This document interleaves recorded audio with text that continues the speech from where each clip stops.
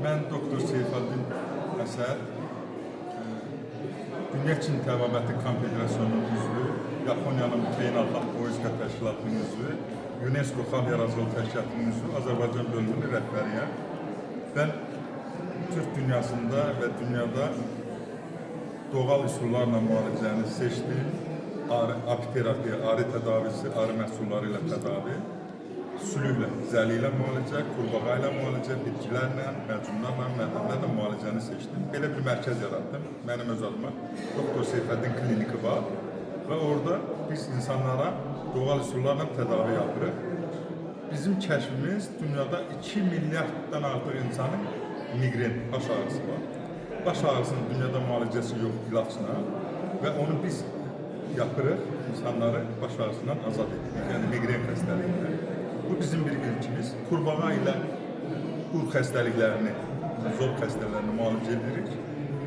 Süd vəzini mastopatiyası, bronxial asma, yuxusuzluq, klimaks, çox xəstəlikləri qurbağa ilə müalicə edirik. Sülük, zəli də bir başqa müalicə. Zəli olan qoyulan adamlar 6 ay infarkt olma bilmirlər, tromb olmur, qəlb krizi olmur, insult olmur, sağlam olmur.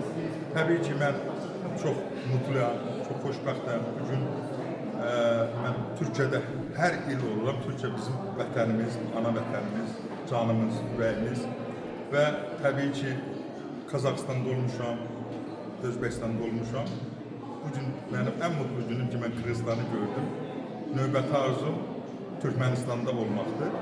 Ve burada ben çok sevdiğim bir Kırgızistan, Türkiye, Manas Üniversitesi'nin təşkil ettiği beynəlxalq kongrede iştirak edirəm. Ve bu iştirakta benim de çıxışım oldu, değerli hocalarımızın çıxışları oldu. Tarım inkişafı için çok büyük bilimler dediler. Elimi mühazirələr söylediler ve insanlar benim de yaptığım arıçılığa, Einstein'in sözünden arılar ölerse, arılar kurtararsa yeryüzünde 3 yıldan sonra insan kalmayacak. Yani bu büyük söze göre dünya tabii ki anlayır bunu, arıçılığın inkişafında istifade edirlər ve arıçılıq Allah'ın insana verdiği nömrə bir tedavi, arı zəhəri, arı məhsulları.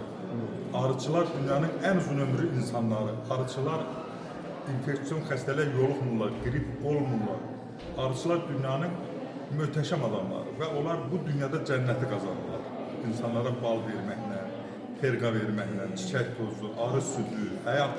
Yəni bütün yaş qruplarında olan insanlar bu məhsulları qəbul edə bilər. Və təbii ki, mən xoşbəxtəm ki, bugün Kırgızistan, Türkiye, Manas Üniversitesi'nde çok sevdiğim TRT1'in Avaz komandasını burada gördüm.